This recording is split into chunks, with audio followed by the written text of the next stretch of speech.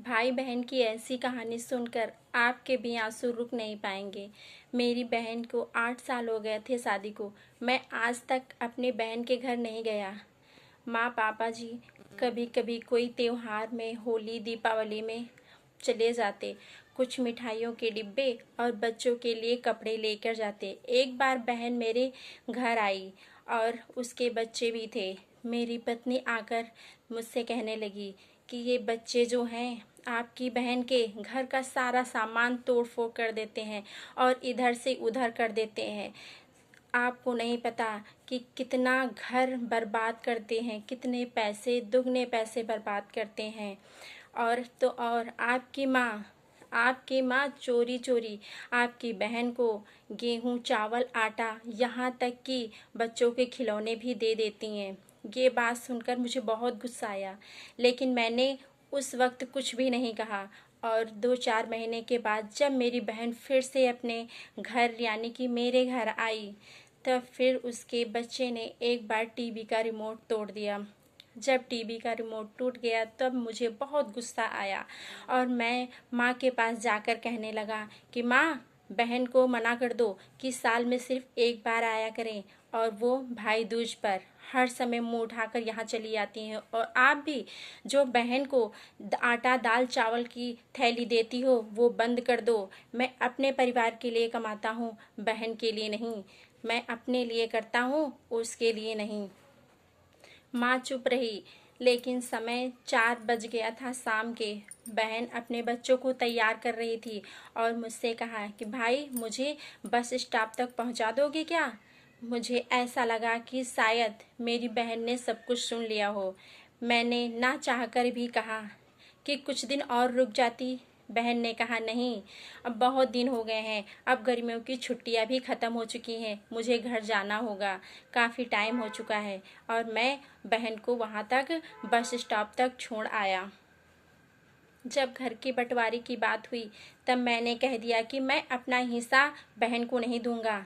माँ बोली उसका भी तो अधिकार है, लेकिन मैंने कहा मैं एक पैसा भी नहीं दूंगा, मैं अपने हिस्से से कुछ भी बहन को नहीं दूंगा। बहन चुप रही और मेरी पत्नी भी उसे खरी खोटी सुनाती रही, लेकिन बहन ने कुछ भी नहीं कहा। कुछ समय के बाद समय बीतता गया और मेरे बड़े बेटे की तबीयत खराब हो गई। इतनी तबीयत खराब हो गई कि और मेरी भी नौकरी छूट गई। इतनी तबीयत खराब होने के बाद मुझे कर्जा लेना पड़ा। अब मैं अपने बच्चे का इलाज कैसे कराता? पहले से मैंने इतना कर्जा ले रखा था। मैं बहुत ज़्यादा परेशान था कि क्या करूं क्या ना करूं। उसी समय मेरी बहन घर पर आती है और मेरे सर पर हाथ रखकर बोलती है, छोटे, क्या हुआ भाई, तू इतना परेशान क्यों है? देख तो अपनी हालत, कितना बूढ़ा हो गया है। तू मुझसे छोटा है लेकिन मुझसे बड़ा लगता है। मेरे सर पे हाथ फेरती हुई वो बोली और अपनी पर्स से सोने के कंगन निकाल कर बोली, भाई ये रख ले, अपने बच्चों का पेट भर, उसे खाने के लिए कुछ ले आ और बच्चे का अच्छे से इलाज करा।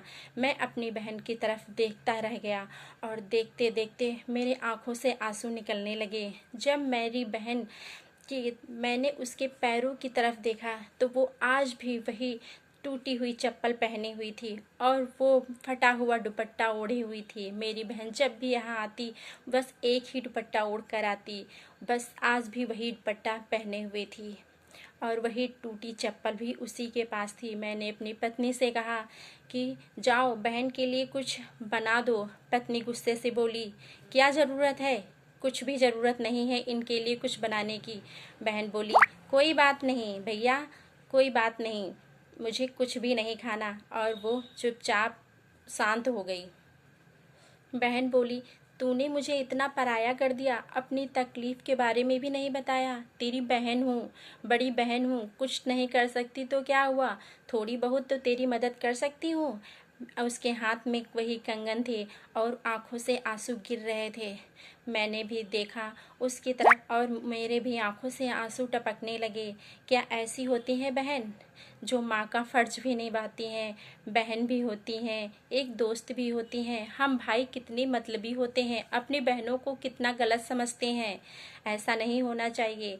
हमारी बहनें हम भाइयों के लिए सब कुछ कर सकती हैं। अपने परिवार में पता नहीं कितनी मुसीबतें झेलती होंगी, लेकिन जब वो मायके आती हैं तो क्या हम प्यार से 2 शब्द नहीं बोल सकते? अगर आप लोगों को ये कहानी अच्छी लगी हो तो वीडियो को लाइक, चैनल को सब्सक्राइब ज़रूर कर देना।